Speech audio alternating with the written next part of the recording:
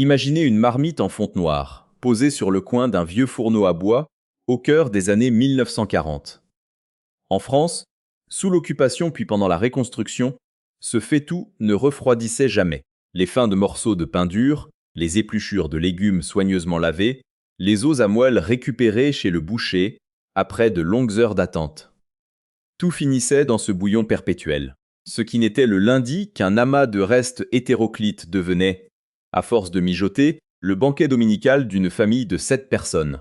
À cette époque de rationnement strict, où les tickets de viande s'épuisaient dès la 2e semaine du mois, savoir cuisiner avec 3 fois rien n'était pas une tendance écologique, c'était une question de survie. Aujourd'hui, alors que le ticket de caisse du supermarché nous donne des sueurs froides et que l'inflation pèse sur chaque repas, redécouvrir ces recettes oubliées n'est plus seulement un voyage nostalgique dans l'histoire de nos grands-mères.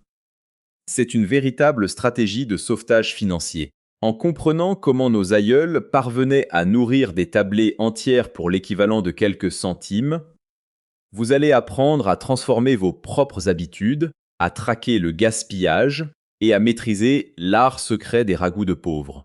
À la fin de cette vidéo, vous saurez exactement comment économiser jusqu'à 50 € par semaine sur votre budget alimentaire, sans jamais sacrifier le goût ni la satiété, simplement en ressuscitant des techniques culinaires que la société de consommation nous a poussés à oublier.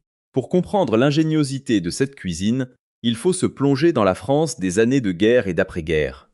Une époque où le système D régnait en maître dans les foyers. Face à la pénurie, les ménagères ont développé une véritable science des ragoûts et des potées économiques, que l'on peut classer en 3 grandes catégories bien distinctes. Premièrement, il y avait les stews d'allongement, conçus pour étirer une quantité dérisoire de viande, comme une unique saucisse ou quelques grammes de lard, grâce à des légumes denses et bon marché comme le chou ou les pommes de terre. Deuxièmement, on trouvait les ragoûts de substitution, nés des jardins ouvriers ou jardins de la Victoire, qui mettaient à l'honneur des légumes autrefois dédaignés, des abats ou des protéines végétales oubliées comme les lentilles et l'orge. Enfin, il y avait les bouillons de récupération pure, où l'ingrédient principal était un os de jambon déjà nettoyé, ou des carcasses qui transmettaient leur collagène et leur saveur à un lit de haricots secs. La grande différence entre cette cuisine de crise et notre manière moderne de concevoir les repas réside dans la notion de temps et d'instinct. Aujourd'hui, nous ouvrons un livre de recettes et achetons des ingrédients calibrés au supermarché.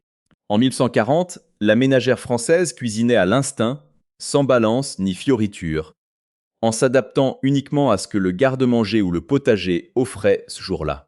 Le gras de cuisson, souvent de la graisse de bacon ou du saindoux précieusement conservé dans un pot en grès sur la cuisinière, servait de base aromatique universelle, remplaçant le beurre devenu introuvable. Analysons de près ces chefs-d'œuvre de l'économie domestique qui ont nourri des générations de Français.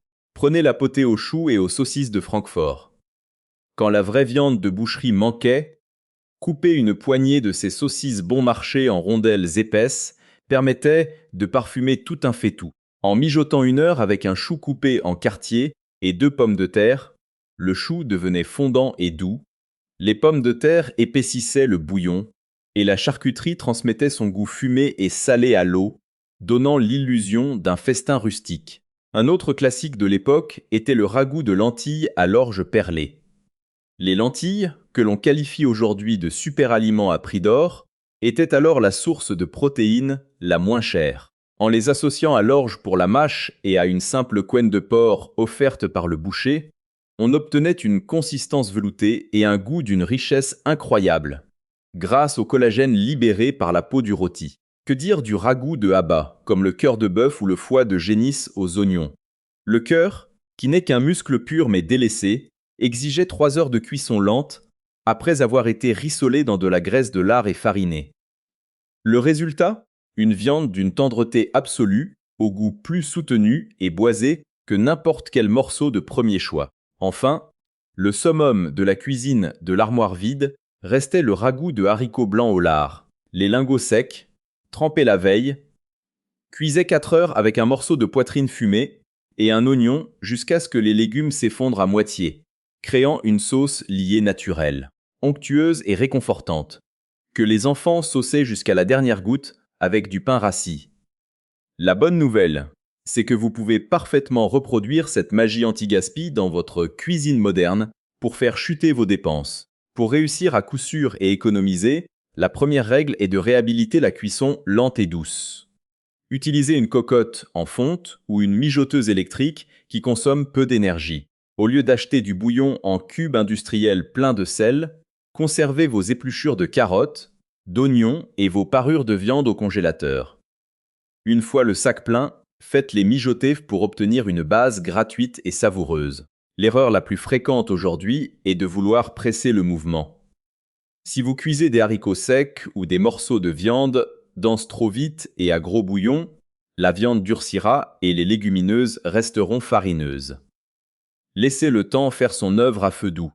Une autre erreur est de jeter les talons de jambon, les os de poulet rôti ou les croûtes de fromage à pâte dure, comme le parmesan ou le comté. Jetez-les directement dans votre ragoût pendant qu'ils mijotent. Ils libéreront des trésors de saveurs umami avant d'être retirés au moment de servir. Pour remplacer la viande sans perdre en satiété, adoptez le réflexe des années 40 en combinant une légumineuse, lentilles, pois cassés, avec une céréale, orge, épeautre. C'est la formule magique pour un plat complet, nourrissant et ultra économique. En résumé, ces ragoûts oubliés nous rappellent que la richesse d'un plat ne dépend pas du prix de ses ingrédients, mais de la patience et du bon sens appliqués en cuisine. Pour passer à l'action dès cette semaine, voici votre checklist compacte. 1. Conservez systématiquement vos parures de légumes et d'os au congélateur pour vos bouillons. 2.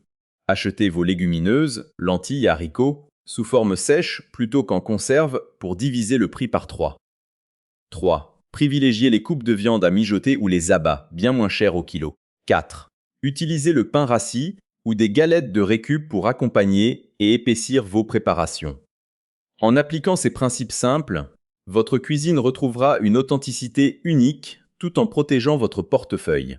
Dites-nous dans les commentaires, quelle est la recette économique ou le secret de grand-mère que l'on faisait chez vous pour finir les fins de mois difficiles? Partagez vos histoires, abonnez-vous pour ne rater aucun secret de notre histoire culinaire et on se retrouve très vite pour un prochain épisode de Food Explained. Pour bien saisir l'ingéniosité de cette cuisine de l'extrême, il faut replonger dans la France des années noires, celle de l'occupation, du rationnement généralisé et des tickets de contrôle qui régissaient la vie quotidienne des familles. Face aux pénuries drastiques de beurre, d'huile et de viande rouge, les ménagères françaises ont dû réinventer l'organisation de leurs fourneaux en développant une véritable typologie des ragoûts de crise. On peut classer ces préparations historiques en 3 grandes familles distinctes qui se transmettaient de mère en fille. La première catégorie regroupe les ragoûts d'allongement. Ici, le but était d'utiliser une quantité minuscule de protéines animales, une unique saucisse coupée en rondelles, un reste de lard ou une couenne, et d'en diffuser le goût de manière homogène dans un immense volume de légumes denses et rassasiants comme le chou blanc, le poireau ou les pommes de terre de catégorie inférieure. La deuxième catégorie concerne les ragoûts de substitution et de cueillette, nés de l'essor des jardins ouvriers et des potagers de fortune aménagés jusque sur les balcons des villes. Ces plats mettaient à l'honneur des ingrédients autrefois jugés secondaires ou purement paysans. Les topinambours, les rutabagas, les cardons, mais aussi les abats boudés par les plus riches, ou encore des associations de légumineuses oubliées comme les fèves séchées et l'orge perlée. Enfin, la troisième catégorie est celle des bouillons perpétuels de récupération pure. Dans cette configuration, la marmite restait sur le coin de la cuisinière à bois et servait de réceptacle à tout ce qui entrait dans la cuisine. Épluchures lavées, carcasses de volaille, morceaux de pain rassis frottés à l'ail. Et surtout les précieux os à moelle ou os de jambon que le boucher acceptait parfois de donner. Ce qui différencie fondamentalement cette cuisine de notre gastronomie moderne, c'est l'absence totale de standardisation et de dépendance aux recettes figées. Aujourd'hui, nous planifions nos repas en fonction d'une liste d'ingrédients précis achetés sous plastique au supermarché. En 1940, La cuisinière française gérait son fait-tout à l'instinct, guidée par la seule nécessité de remplir les estomacs avec ce qui était disponible le jour même. La gestion des matières grasses résume à elle seule cette fracture, le beurre ayant disparu du marché noir pour le commun des mortels. La base aromatique de chaque plat reposait sur la récupération méticuleuse du saindoux, du rissol ou de la graisse de bacon, précieusement conservée dans un pot en grès près du feu pour servir de liant et de rehausseur de goût universel. Décortiquons maintenant ces chefs-d'œuvre d'ingéniosité qui ont permis aux familles françaises de traverser ces décennies de privation. Prenons l'exemple emblématique de la potée de Francfort aux choux. Lorsque les tickets de rationnement pour la viande rouge étaient épuisés dès le milieu du mois, une simple pochette de saucisses de Francfort ou de Strasbourg, beaucoup moins chère en points, devenait le salut de la maison. Les mères de famille coupaient ces saucisses en grosses rondelles pour maximiser leur surface de contact avec le bouillon. En mijotant longuement avec un chou cabu coupé en 4, 2 oignons et quelques pommes de terre, la magie opérait, la charcuterie transmettait au liquide ses arômes de fumée et de sel, le chou perdait son amertume pour devenir soyeux et presque sucré, tandis que l'amidon des pommes de terre liait l'ensemble pour donner la texture d'un ragoût riche et réconfortant. Un autre pilier des tables ouvrières de l'Est ou du Nord était le ragoût de macaroni au bœuf haché étiré, souvent appelé goulash de crise, bien qu'il n'ait plus grand-chose de hongrois. Pour nourrir 8 personnes avec seulement 300 grammes de viande hachée, la cuisinière faisait dorer la viande avec un gros oignon dans une marmite profonde jusqu'à ce qu'elle accroche légèrement au fond, créant des sucs puissants. Elle y jetait ensuite une boîte de tomates pelées du jardin, de l'eau, une cuillère de paprika pour la couleur, et les coquillettes ou macaronis directement dans le bouillon. Les pâtes cuisaient ainsi au cœur de la sauce, absorbant la moindre particule de saveur de viande et triplant de volume pour rassasier la tablée. Du côté de la Bretagne ou du centre, c'est le ragoût de lard de poitrine et de légumes racines qui sauvait les hivers. Un morceau de lard salé de la taille d'un poing était rincé à l'eau froide pour enlever l'excès de sel, puis plongé dans l'eau avec des pommes de terre et des rutabagas. Après 2 heures de sifflement doux sur le coin du poêle, le lard abandonnait sa graisse qui flottait en perles dorées à la surface. Les pommes de terre s'effondraient sur les bords, transformant l'eau claire en une crème veloutée, salée et profondément nourrissante, que les enfants lapaient avec des croûtes de pain rassis. Enfin, n'oublions pas les abats, roi incontesté de l'économie. Le ragoût de cœur de bœuf aux oignons était un monument de patience. Ce muscle très dense, que le boucher vendait pour 3 fois rien, était paré, coupé en cubes, roulé dans la farine, puis saisi à la graisse de porc avant d'être mouillé avec un bouillon d'os de la veille. Après 3 heures d'un frémissement imperceptible, la texture farouche du cœur se transformait en une viande d'une délicatesse absolue, presque fondante, nappée d'une sauce brune et brillante. Ces plats se distinguaient radicalement de notre cuisine actuelle par leur intensité aromatique obtenue sans aucun ingrédient noble, c'est le temps, le collagène des bas morceaux et la caramélisation des oignons qui créent un profil gustatif profond, impossible à imiter avec des produits industriels modernes prêts en 10 minutes. La bonne nouvelle, c'est que toute cette science de la débrouille est parfaitement transposable dans votre cuisine d'aujourd'hui pour faire fondre vos factures de supermarché. Pour reproduire ces ragoûts de survie sans vous tromper, le premier secret réside dans le choix et la gestion des contenants. Ressuscitez la cocotte en fonte de vos grands-mères ou investissez dans une mijoteuse électrique à basse consommation. Ces outils maintiennent une chaleur douce et uniforme, indispensable pour attendrir les tissus conjonctifs des morceaux de viande économique sans les dessécher. Côté économie brute, commencez par bannir les bouillons cubes industriels saturés de sel et de glutamate. Adoptez le réflexe des années 40. Placez un grand sac de congélation dans votre freezer et jetez-y, au fil des jours, vos épluchures de carottes, de navets, les verres de poireaux un peu flétris, les parures de viande et les carcasses de poulet rôti. Une fois le sac plein, faites mijoter le tout 3 heures dans une grande marmite d'eau salée pour obtenir un bouillon de base gratuit, gélatineux et infiniment plus savoureux que n'importe quelle brique du commerce. L'erreur la plus fréquente commise par les cuisiniers modernes est le manque de patience.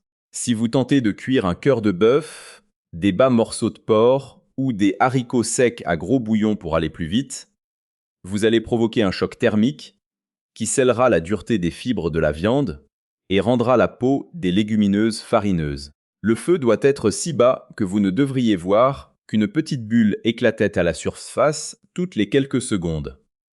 Une autre erreur classique consiste à jeter les restes de charcuterie ou les talons de jambon sec un peu trop durs à mâcher. Au lieu de cela, coupez-les en des minuscules et utilisez-les comme base aromatique pour faire suer vos oignons. Pour la conservation, ces ragoûts sont de véritables caméléons. Ne les consommez jamais tous d'un coup. Un ragoût de lentilles ou une potée aux choux est toujours bien meilleur réchauffé le lendemain, car les amidons ont le temps de rétrogarder et d'épaissir la sauce de manière naturelle.